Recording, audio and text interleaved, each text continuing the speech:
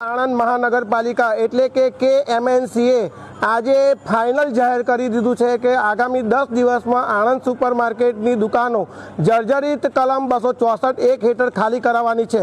તે અંતર્ગત આજે કરમસદ આણંદ મહાનગરપાલિકા એટલે કે KMNCએ આજે જાહેર નોટિસ લગાવી અને દુકાનદારોને જણાવી દીધું છે કે આગામી 10 દિવસમાં જો આ દુકાનો ખાલી કરવામાં નહીં આવે તો કાયદેસરની કાર્યવાહી કરી અને આગળની જે પણ થશે એ જવાબદારી જે તે દુકાનદારની રહેશે।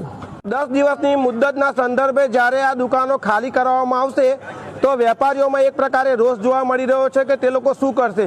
350 દુકાનદારો સાથે હજારો લોકો રોજગારીથી જોડાયેલા છે। આ લોકોની રોજીરોટીનું શું છે, એ લોકો પાસે કરોડો રૂપિયાનો જે સામાન છે એ સામાન લઈને ક્યાં જશે એ પણ સવાલ છે।